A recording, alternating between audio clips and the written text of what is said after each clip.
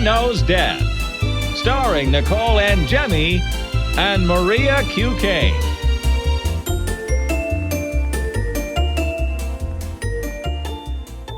Hi everyone, welcome to Mother Knows Death. Let's get started with the story of the day. This first one is so absolutely disturbing. So on Sunday morning around 7:30 a.m., this woman was seemingly minding her business, sleeping on the train in Brooklyn, and suddenly this guy went up to her and lit her clothing on fire. What a fucking psychopath, for real.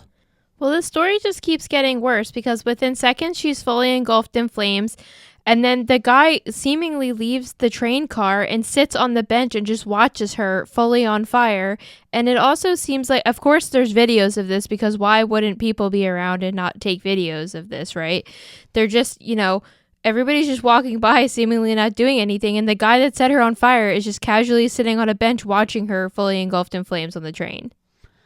Well, the video is going around viral. I'm sure all of you have seen it and more videos are coming out. I just saw one 2 seconds ago before we started recording, which is even more disturbing. And you could see the woman is so on fire. All of her clothes are burnt off at this point and she's standing there naked and her entire back is just on fire and like it's missing. And so I posted this video in the gross room last night and a lot of the comments were like, why is the woman just standing there and she's not screaming her head off? And I don't really think that people understand the full extent of these injuries and like what would happen if your body was actually on fire. And you would think that you would be running around screaming for people to help you, but when these videos are taken, she's at the end of her life. And that's proven because she was pronounced dead a short while after these videos were taken. And, what happens is your body, when you catch on fire, all of your muscles contract. It causes your joints to flex. You can't really even move your body. All of your soft tissues shrink. Your organs even can shrink. And all of the nerves are burnt at this point through. I mean, when I'm looking at this lady, there's just absolutely, even if they did try to extinguish her, there's no way she would have survived that. I understand what everybody's saying though, like why isn't anybody helping her? But like honestly, if I saw someone in front of me, I would want to help them, but like also I'm not catching on fire to save someone else's life like that. Yeah, I guess the video is just so disturbing watching this woman hunched over, fully engulfed in flames. I was trying to talk to Gabe about this earlier today and just be like, what would you do in this situation? And he was like, you could always put somebody out with water, right? And of course we see from the pictures of afterward, she's covered in this white dust because they did end up using a fire extinguisher on her. But I was asking him, like, can you get chemical burns from putting a fire extinguisher on skin? And he said that was also a possibility, but obviously when you're on fire like that, you have worse concerns than, I mean, yeah, exactly. And I mean, I just don't know because I'm not there. And like watching the video, you're just like, okay, clearly there's a guy filming it, which was the first video that was going around viral, but now there's another one from a different angle and you could hear the other guy in the other video but this guy is actually closer. And what I wanted to tell you, because you didn't even see this video yet, the one that I just saw. So the one that I was talking about, that the woman's like, you could clearly see her naked standing there and stuff. The freaking psychopath that set her on fire is standing there with a shirt in front of the open door of the subway car and waving it in front of her, like trying to put the flames out by waving it. And a cop comes over to him and is like, get out of the way, kind of, or move over, or don't stand here. Yeah, I don't think at first they realized that this guy that was sitting on the bench and doing that was the person that actually did it. And it seems like later in the day they had put out a picture of him and that these high school students had seen him on another train car and called 911 and reported him. So then he did end up getting arrested and he's been charged with first and second degree murder as well as first degree arson. Yeah, and there's another video going around on social media right now of this guy, and it's it's kind of like not, oh, maybe it's this guy. It's this guy. He's wearing that same exact gray shirt with the white graphic on the back of it. And he's drunk as hell speaking, and he's talking about how he's annoyed about being drunk and people not leaving him alone or something like that. I don't know the extent of it, but just trying to figure out like what his motive was. But I just don't even care. Like, even if you're drunk as hell and you're pissed off at the world, like, to do something like that is just completely psychotic. I don't know what else to say about it. It's so freaking disturbing that shit like this just happens. And like, I don't know how the subway's set up. Like, is there a fire extinguisher right there? Like, the cops are just kind of maybe just like pacing around because they don't know what the hell to do. Like, you can't, like, if a person's on fire like that, right? You should stop, drop, and roll, all that stuff that we learned in school. But this is like well beyond the point of this. Like, if you have a fire blanket, you could throw it on top of the person and try to help them out. But like, what are you going to do as a person? Like, really? This video just truly seemed like some end of the world shit, you know, when you're like looking at something, this is so horrific, this must not be real. Can you imagine being on the train this early in the morning and just seeing something like this? No, I can't. But apparently people in New York are seeing, you know what, the most outrageous part of this story is that apparently the governor was like on social media either like shortly after this happened saying that the subway is the safest it's ever been or something. Like, what the fuck is happening right now in the world, for real? Like, just people are so checked out and out of tune of like reality and what's happening. And you're just like, lady, maybe crime is down overall, but like, this is not the time to be talking about this. Well, do you think that was some sort of response, this guy doing it? Like, oh, you think it's safe? I'm going to fuck up your day type of thing? Or do you think it just happens? No, I think that it happened and then she went on Instagram later and said that. It's actually great. Like, I went on her Instagram to check it out. What's her name? Kathy Hochul or something? So I go on her Instagram to see this video that everybody's talking about, how she's like checked out and all this stuff. And the comments underneath of it are just like, okay, so yeah, one day ago she posts this thing that says, in March I took action to make our subway safer for millions of people who take the trains every day, right? Since deploying the National Guard and the NYPD safety efforts and adding cameras to all subway cars, crime is going down and ridership is going up. There's 912 comments underneath of this right now. Okay. That are just like, you're a fucking asshole. You know what I mean? And like, it's like every single one. Like, one of them says, did she check the news today? Like, how do you not know that this happened in your city and went on and posted this?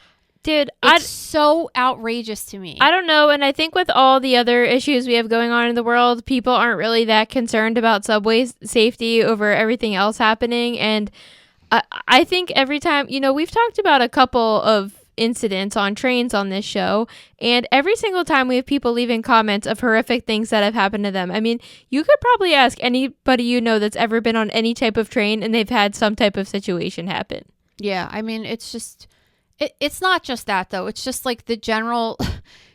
I feel like, and maybe I'm just going to sound like an old person. Like, I just feel like this kind of stuff didn't happen so often before, but maybe you don't know because there was no social media and stuff when I was younger. But it's just, it's so... I don't know. What the hell do you even say about this? I don't know. I definitely think in some capacity we're facing this crisis of just having no value on human life anymore. I mean, we've just been seeing it a lot with these horrific things happening, and I think this is a prime example of that.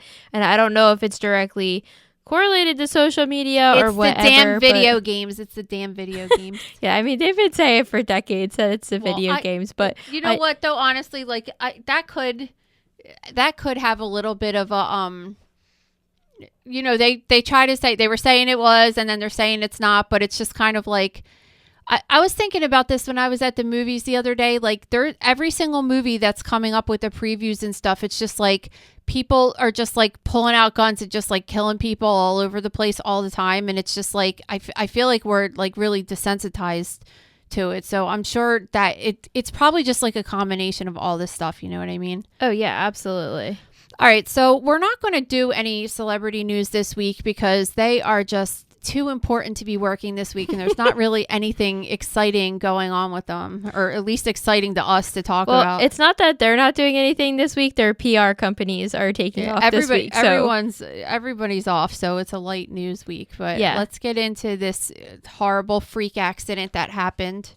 All right, so the topic on everyone's minds, especially in New Jersey, is drones. So in the last couple of years, they've been doing these fancy light shows with drones. Have you ever seen one of these? No, I'm like, we're having a drone situation in New Jersey right now that I've talked about a couple of times. And I don't know where we're at with that, because all of a sudden it's just like, I told you this was going to happen, that they were going to be doing whatever they're doing. And then one day they're just going to start fading off and not be here anymore. And then like, we're never going to find out what that was about. But you said you saw them last night, right? Yeah. So I feel like the last time we talked about it, you had asked me if I had seen any, and I was like, you know what, they weren't really on my radar, and I thought that I had maybe seen when we were driving in New York, and then all of a sudden, literally that night, it had to be the Thursday recording, that night I was going to a Flyers game.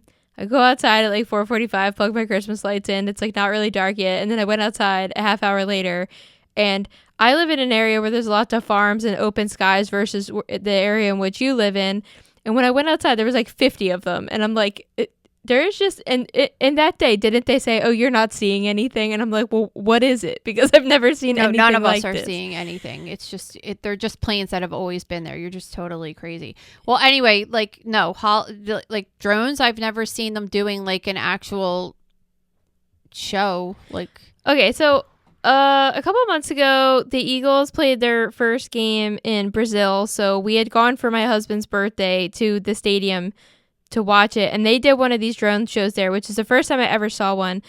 It's basically like they have like hundreds of drones going up and they can make unique shapes. I think Disney might do this because they could, create like the Mickey Mouse shape and all the princesses and whatever. And they could really do a lot. And when I was at Lincoln Financial Field, they were doing one where they like did an Eagles player, they did a big bird, they had the Eagles like logo and everything. And I guess in principle it's cool, but it's just like kind of creepy when they do the human shaped ones that are like actually moving and mimicking throwing footballs and stuff. But anyway, in this story, they were doing one of these light shows in Orlando. It wasn't at Disney, but it seems like they were having a technical issue with the coordination of the drones, and then some of them started falling from the sky and then hitting people below them. And one of them struck this small child in the face, and this kid is basically in critical condition right now because of getting hit by this. Well, the worst part is that it did strike him in the face, but the most impact was actually on his chest, to the point where his mom said you could see the imprint from the drone on his chest, which is freaking scary as hell and terrible for a child. So he had to have open heart surgery, actually. Oh my God. Yeah. And he had like blunt cardiac injury, which is what happens when a huge blunt object hits the chest. These kinds of injuries really only happen in severe like motor vehicle accidents, or if you get hit by a car, if you're a pedestrian, or if you're like playing sports or something and get hit with a baseball that's going really hard. But he had to get hit pretty freaking hard with this thing in his little chest. They had to cut him open because the mom said that he had an injury to his heart valve, which is kind of really rare in it when you have blunt injury to the chest. Like usually it'll just bruise the muscle of the heart, but in this case it tore one of his valves, and he had to get, this is according to the mother's statement, he had to have surgery done to repair a valve in his heart. Like, this isn't just like, okay, put out a statement, we hope that everyone is okay kind of thing. Like, this kid might be dealing with this. If he survives this, he's going to be dealing with complications from this possibly for the rest of his life. You're damaging his freaking heart. I'm kind of surprised that the people that put on these shows allow people to sit in the zone where they're flying. You know what I mean? Because this is technology, and things can go wrong at any time. So I'm just confused. Think about like a fireworks show, for example, right? Like they don't let people sit right underneath of where the fireworks are going off. You have to be, what did we say? It was 50 feet minimum distance. Yeah, I don't know. But I mean, really, were they sitting right underneath of it, or it just was because of those things, once it hit, it could fly in a different area, you know? I don't know. From the videos people were posting online about it, it kind of seemed like they were dropping straight down from the rest of the display. I don't know. And I was trying to look up the weight of these things, and the ones they use in the light shows tend to be much smaller than, like the SUV sized ones we're seeing flying in the sky. But you have to think, even if something's 5 to 10 pounds mixed with gravity, that can really injure you. I mean, look, if you throw a baseball, which doesn't even weigh a pound, at somebody going fast enough, you could kill them. Yeah. So think about something that's 5 to 10 pounds. And that was what kind of pissed me off about the statement that was put out by the FAA. It was just something like, we had a show with a small incident with multiple small drones. And you're just like, dude, don't undermine the severity of this. Like, a kid had to have his freaking chest cracked open and get emergency surgery and might have lifelong complications from this. Imagine the mother. The mother said it all went down so fast, and then all of a sudden her daughter found her son laying in blood, and because he was bleeding from the face because the thing hit him in the face too, and he was unconscious. Like, that's fucking scary. Yeah, of course it's scary, and I don't know. I just feel so bad, and they need to figure this shit out. I'm wondering if, because these drone shows are so new and everything, and drones are relatively new if you think about it, if they have any regulations as far as how far people need to be away from them and everything like that. Because I just think with technology and everything, it's as volatile as fireworks. So you can't predict when something's going to suddenly go wrong, and obviously it happens so fast that what are you going to do to fix it? I don't know. I don't know. I hate those things. This is really unfortunate for this family. All right, let's talk about some really odd true crime stories we have this week. So our favorite topic, which is TikTok. There's this guy, he has over 300,000 followers, and he goes around filming what he calls prank videos. So apparently he makes a lot of money doing this, and $6,000 to $10,000 a month. Yeah, that's a shit ton of money. That's a ton of money from influencing, making videos, stuff like that. So he, thought it would be a really good idea to go to this Walmart and take a video of himself spraying food with pesticides like, bed bug and flea killer. Yeah, so this particular product that he was using, I looked up the MSDS. So an MSDS sheet is the manufacturer safety data sheet that comes with every single chemical that you could ever use, like in a lab, or you could use it, or just anything that you buy at Home Depot, whatever. And these sheets tell you exactly what chemicals are in the products you're using and the hazards that are associated with them. And it's funny because we become very familiar with these sheets when working in the lab, because we work with all different sorts of chemicals, and we really just need to know like which ones are flammable, which ones could hurt our skin, which ones are bad to breathe in, and we have to know these sheets inside and out. But then you think like you buy all these same similar harsh chemicals in your house and nobody even checks them out. So I looked up the sheet with this product, and so they have all different things like for skin, inhaling, ingesting, and then they go from 1 to 4, 1 being the least severe, or actually 0 being the least severe, and then 4 being the most severe. And this particular product that this guy is using, that was for bed bugs, Hot Shot Ultra bed bug, why can't I say that? Bed bug and flea killer. I looked this up, and it has a level 4, okay, category 4 for acute intoxication for inhaling it, right? So that is the worst score you can get for inhaling this chemical. Is the worst danger that score you can get with this chemical. And then for skin sensitizer, it has a category 1. Reproductive toxic is category 1B. So it has been shown to give harmful side effects to the skin. It's been shown to cause harm to a fetus and unborn children. I mean, think about this: skin irritant, allergic reactions, redness, drying, cracking of the skin, eye irritation, redness, swelling of the eyes, and it could cause damage to fertility and the unborn child. So I'm going to Walmart to buy pears and or apples or anything like that doesn't have a skin that would be completely peeled off of it. And you might just most people, when they wash vegetables, if they even do wash them, they just go to their sink and rinse it under there for a second and wipe it off, right? That's not getting rid of this. And did they say that people actually had this? Because he takes a video of himself spraying this shit on produce at Walmart. All right, so they said it's not clear if customers were injured from eating the contaminated items.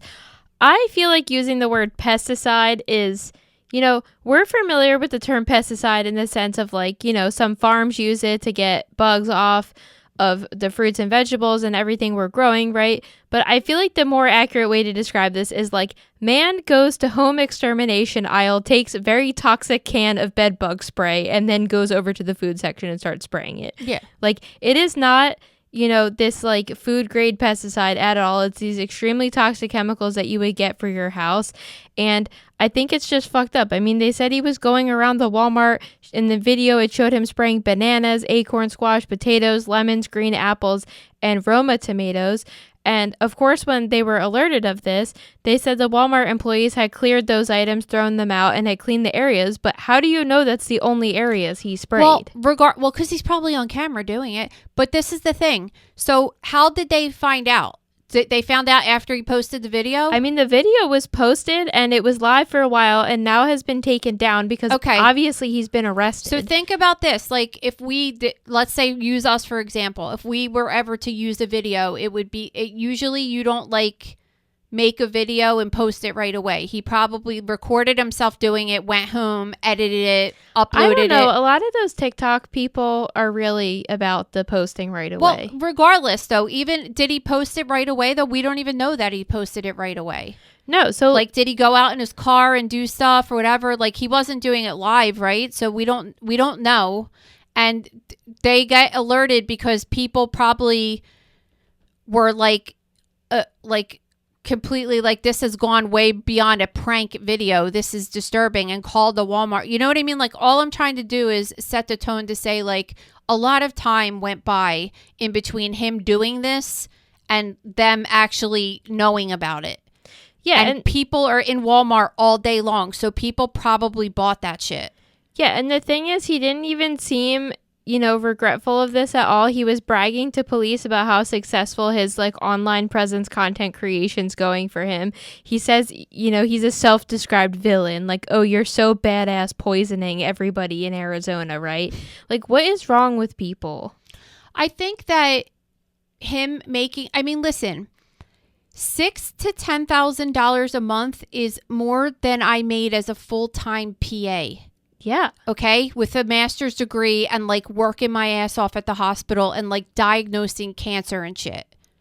Right. As a cytotech, as a PA, way more money than I made as that. Right. So you have to sit there and think that this is a lot of money for a guy that's just making stupid videos.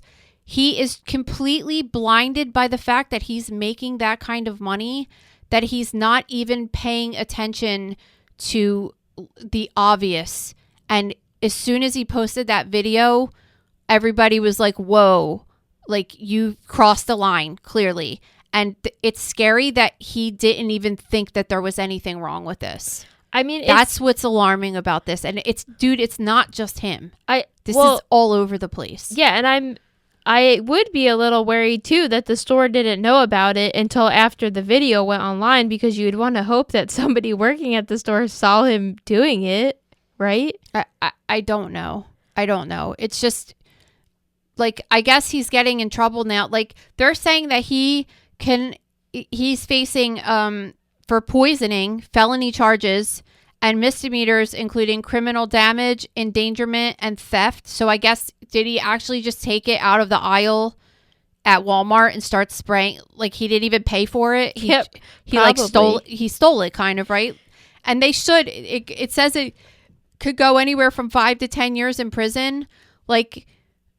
I think this is kind of a big fucking deal because when I take my produce home, I'm like rinsing it because some of the workers in the fields might have shit in the field and got poop on their hand, and I don't want to get a fecal oral transmission of something.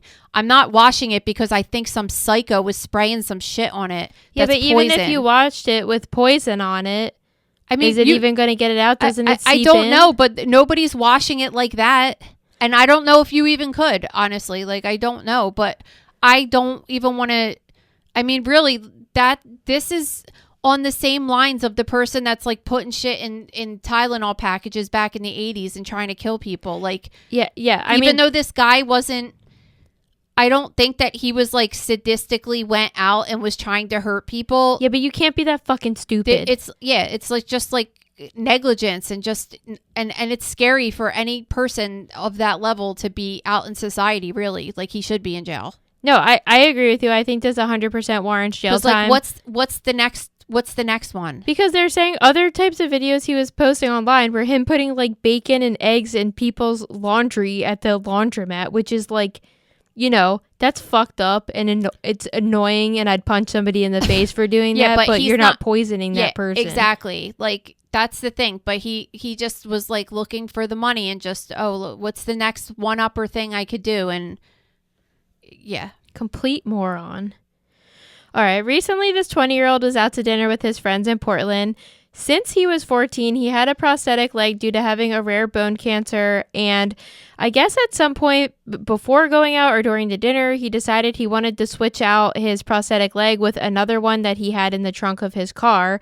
And then after dinner, he went outside to realize that his tools that were in his trunk from his job and the spare prosthetic leg were stolen directly from the car. It sounds so weird to just say like, oh, I'm going to just switch out my leg. Yeah. But it's probably like his going out leg. Like, you know, I saw this woman down the shore. I thought it was so cool this summer.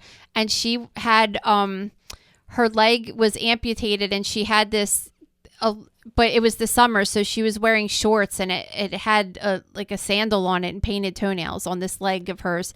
And I'm thinking like for situations like you just have all different legs to put on in different situations. Yeah, I mean, not to bring everything back to Real Housewives, but there was an iconic Real Housewife of New York, Aviva Drescher, who had a prosthetic leg from a childhood injury where she had to have her leg amputated, and she had one for high heels, one for flats. She would bring them all to the nail salon to get them painted the same color so she could switch them out as needed, which was... It's kind of cool, but... I thought it was cool, but yeah, this is, you know, this kid's leg was $8,000. It was custom fit to his body. His family was saying that this was like his good one essentially, and the other one just didn't fit him as well, so it's definitely been making his life harder. And it just begs a question, like, who would steal anything, let alone who would steal a prosthetic leg? So this is to the criminal's defense. I was looking at the picture of the leg. So this is, think about whenever you see a runner that's an amputee or something, they have this leg that looks like a spring kind of, you know? That was this particular leg that he had in the trunk of his car. When you look at a picture of it, if it was laying inside of a car with a bunch of tools, somebody might have taken it thinking that it was some kind of expensive tool or some kind of... Yeah. It's stainless steel and black. It doesn't look like when I first read this story, I'm thinking like, okay, this is a flesh color leg with like a shoe attached to it. Like, who the hell would take that? But I think that this person probably just was like, oh, that thing looks really expensive. Maybe it's like a car jack or something. I don't know. Just like thinking it's something that isn't a prosthetic leg. It just doesn't scream prosthetic leg to me. I mean, listen, it freaking sucks for this guy. And I hope that by them putting out this story, that person would have any decency and just like leave it at a police station or something so the guy could have it back. You know what I mean? Yeah, but you know that's not going to happen, because even if they do see this in the news and they feel bad, they're not going to risk getting caught at this point and being a good I mean, you're clearly not a good person if you're stealing stuff out of people's cars. So no, I know. I don't know. It definitely is sad, and the family's trying to raise some money so he could get a new leg, and the uncle said that he's being a pretty good sport about it, but it's just like another edition of the kid can't win, you know? Yeah.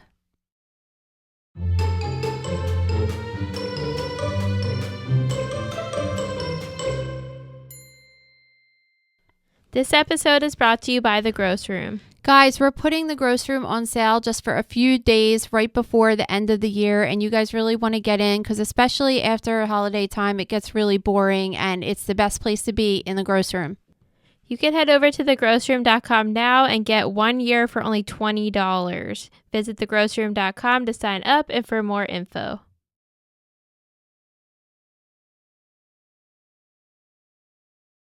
Okay, medical news. So this dermatologist has taken to TikTok to share a very interesting tip about wrinkles. Care to share? Yeah, she's saying that you shouldn't get Botox or fillers, but you should put a vagina cream on your face. What could that possibly do? So she's speaking of estrogen cream, which is usually used in patients that are perimenopausal or postmenopausal, because sometimes most times when you go through that, you lose like moisture in your vagina and it becomes atrophy or it becomes thinner, and you put this cream on to kind of give it back some moisture, this estrogen cream. So the cream is used because, the dryness could cause itchiness and it could cause painful sex. So that's why you would put it on your vagina. But they're saying that this woman is saying that if you put it on your face, that it actually makes your face look less wrinkled and it kind of plumps it up and makes it look younger, I guess. So of all the weird TikTok trends, do you think this is valid, or do you think people should steer clear of it? There's been studies done on it that says that there's actually showing that there was a 6-month treatment of this estrogen cream on the face showed that there was a decrease in wrinkle depth, and it showed that there was more elasticity and firmness. So, I mean, these women had reported that their wrinkles had decreased between 61 and 100% after using this estrogen cream. I wonder, as myself, as a person that's scared to death of needles, if I should try going about this. This is the thing. Number one, estrogen cream, you can't just get it at CVS. Like, you got to get a prescription for it. Oh. And if you get it, like, I don't think it's FDA approved to put on your face. So this is like an off-label situation. Okay. So I wouldn't do this just by watching a TikTok video or to listening like what this particular study said, because there could be like, oh, like maybe it decreases your wrinkles, but you'll grow like a third leg out of your face or something. I don't know. So like, don't take my medical advice on that. I'm just saying that in theory, it sounds like it could work because, and it's not really a stretch. Like the skin on your vulva and your vagina is, not that much. Your vagina isn't technically skin, it's mucosa, but if it's safe to put down there, then it should be safe to put on your face. And if it's plumping up your vagina and your vulva, then it should plump up your face. Like in theory, it makes sense. But estrogen's a hormone and there are risks associated with using that stuff. So it's not like completely benign. So just look into it. But yeah, for a person like you that has a needle phobia, it might work. Interesting. Okay, other death news. This one is so crazy. So this 33-year-old guy had gone to visit his romantic partner in Spain. After a while, his family started to get suspicious, though, because he started sending text messages saying he was going to get rid of his phone. I mean, would this not be red flag number one if you got this text from me? Yeah, like, why would anybody get rid of their phone? Also, like, my phone's up my butt, so I'm pretty sure you'd just be like, something must be horribly wrong, or this just can't. People do this. People in my life, including you, have done this for years. Just like, I deleted my Facebook. I deleted my Instagram. No, the number one offender of this is Selena Gomez, who, like, every other week is like, I'm off of Instagram. This is a terrible place to be. And then 3 days later, she'll make a post like, thanks for the Emmy noms. I mean, I understand the wanting to do that because there's times that I just like, because I didn't really have social media before I started the Instagram and stuff, and there's times like I miss that life of just not ever having to go on and check and then the horrible stuff that comes with it, but to get rid of your entire phone is a whole other ball game. And it's very sus. Yeah. As the kids would say. All right. So back to the story. The family reported him missing at some point, and the investigators started looking into the case. And Eventually, at some point, they got to checking Google Street View and came across this image of a man pulling a human-shaped package out of a trunk. I love this so much. So it's like in the area this guy went missing. Of course, this is a glaring red flag. They're saying that this was not a concrete piece of evidence, but it certainly like pushed them in the right direction to find some suspects. And they did end up finding the missing guy dismembered in a local cemetery. So it was more than likely him, I guess you would say. Did they say that there was a connection with this guy and the body in the trunk and all this stuff, or they're just not being very forthcoming? I think they maybe don't want to admit that Google Street View possibly solved this murder.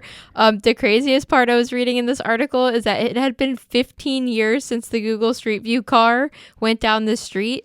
Are you familiar with how Google makes these maps? They have these like cars drive around with cameras on them. So I'm also thinking this person saw this car coming down the street and then was like, I'm still going to pull it out. I'm just confused by this. I don't know, but the picture is, I mean, it's pretty damning evidence. I don't know. It looks like a body. Nothing else this could be. It could be like Christmas decoration or something. I don't know. I think that this is not the first time that Google Street View's captured a crime. But so there was when the Idaho student murders happened, there was like these videos going around social media and Reddit and stuff of what was appeared to be Brian Koberger in like one of the pictures around their house or whatever. But I don't know if the problem is with all of these platforms that people post fake shit just to get clicks, like things that don't even exist. They're like. And now I've seen more and more of just people posting AI stuff that just like isn't even anything that happened, that's, you know, or photoshopped or whatever. So, but that was a thing that was going around for a while, and that I was just like, oh shit, that would be kind of interesting. But I don't know if there's any truth to that, you know?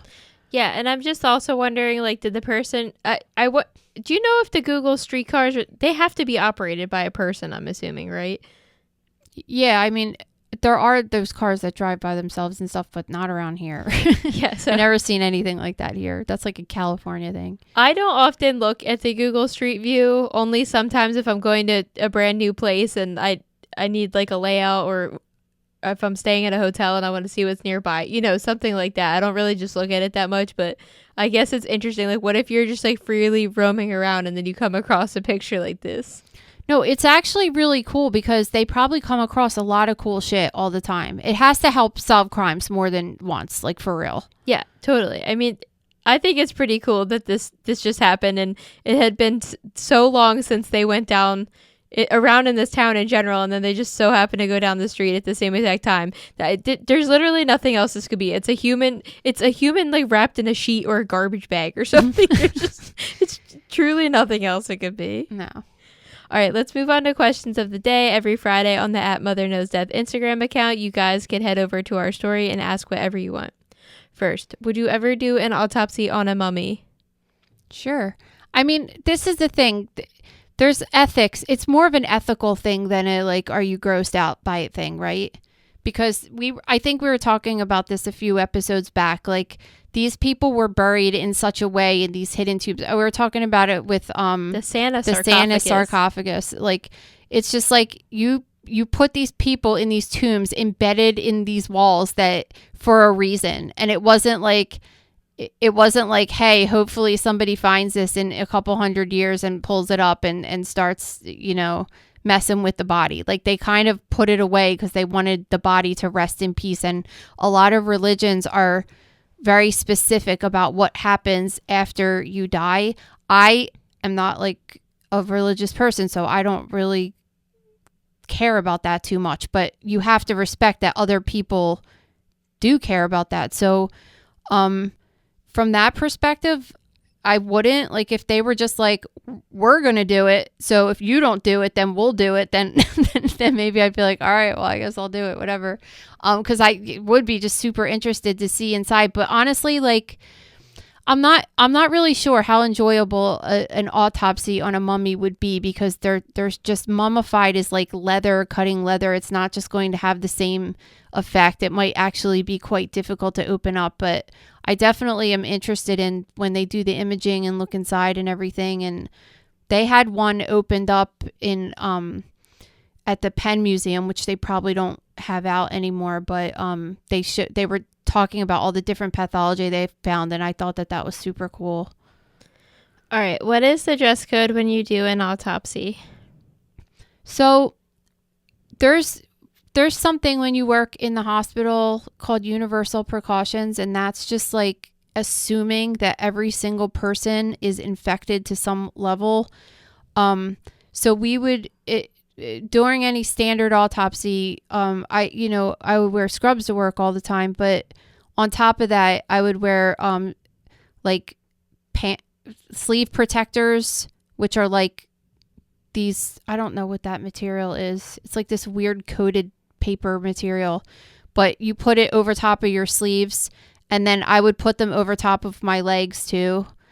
And then shoe protectors, which in the morgue, I used to just keep like a pair of rain boots in there and just use those and keep them there all the time because they get soaked sometimes. Especially with the cases we had, that people had like a lot of fluid and stuff in them.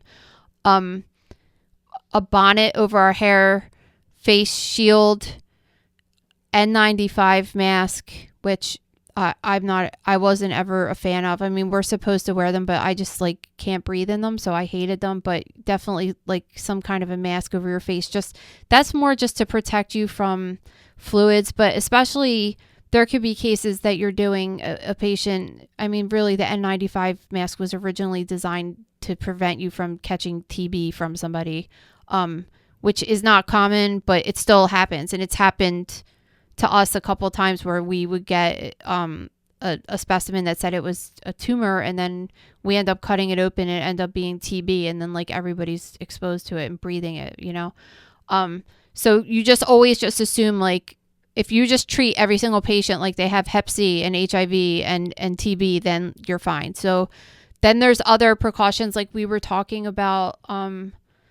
We didn't do that. We didn't put that episode up yet with the questions episode. No, that will be coming up next week for you. All right, because a lot of people actually ask you about this particular thing. Yeah, so this is the spoiler alert. One of the questions is about if I've ever refused an autopsy, and I was talking about CJD, which is a prion disease, and that's something that would have extra precautions that you would use during the autopsy, but that's not something that we would do on a normal case. But yeah, just think about it. Like, you don't want body fluids getting in your eyes, in your mouth, especially. I mean, it gets on your clothes sometimes, but that could wash off. It's just like you want to try to have as much protection as possible. Oh, an apron.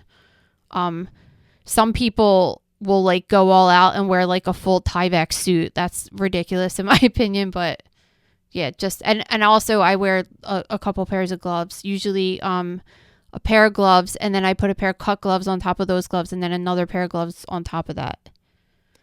All right, what are we baking for the holidays this year? Well, maybe you guys could help me out, because I just made this stuff called Christmas crack, which consisted of these pretzels and a caramel that you make and a chocolate that you make, and they taste really delicious, but I can't get my caramel to be hard like a piece of candy. So unless I keep it in the freezer, then it's kind of mushy. I don't know. I thought it was pretty good consistency. Yeah, but like, look, I have a piece of it right now. Like, I could like stick my finger through it. Look how soft it is. Oh yeah, you shouldn't be able to do that. But if you want to give this out as gifts or something to the neighbors, like, what do? You don't want to say it shouldn't have to stay in the freezer. It's like weird. I don't know. I haven't. It's the first time I did it, so I don't know how to cook really. So. Yeah, the only time I've made caramel from scratch is when I made this like this turtle pie. It was like a brownie base with I think it was a cheesecake. It was a brownie base, and then it was a regular cheesecake, and then you made like homemade caramel to drizzle on top, but that recipe needed it to be softer. So I don't know about making it more firm, but I think you're almost there. It tastes good at least. Well, what are you making for Christmas Eve? So I'm making my honey whipped ricotta that is appetizer. My favorite thing ever that you make. It really is good. And then And then I bought a lot of ricotta. I'm making a cannoli pie, which is really good. I made thumbprints this year, which I normally don't, and Gabe said they were good, and you said they were good. And tomorrow I'm making, which my dad's mom used to always make when I was little, which she got like an Oreo pie crust and then put peppermint ice cream in it and topped it with more Oreos, and that was one of my favorite things when I was a little kid. So I'm going to make that for tomorrow too. Okay. So we're going to have lots of dessert. Yeah, that sounds good. Yeah, but we're big bakers. I mean, I bake a lot during the year, but I like baking because I like having my own like peppermint flavored stuff and just fun cookies and everything. But that's it. We hope you guys have a really great holiday coming up, and it's been an awesome year, and we thank you guys for everything. Bye, guys. Have a nice Christmas, if you celebrate. Thank you for listening to Mother Knows Death. As a reminder, my training is as a pathologist assistant. I have a master's level education and specialize in anatomy and pathology education. I am not a doctor, and I have not diagnosed or treated anyone, dead or alive, without the assistance of a licensed medical doctor. This show, my website, and social media accounts are designed to educate and inform people based on my experience working in pathology so they can make healthier decisions regarding their life and well-being. Always remember that science is changing every day, and the opinions expressed in this episode are based on my knowledge of those subjects at the time of publication. If you are having a medical problem, have a medical question, or are having a medical emergency, please contact your physician or visit an urgent care center, emergency room, or hospital. Please rate, review, and subscribe to Mother Knows Death on Apple, Spotify, YouTube, or anywhere you get podcasts. Thanks.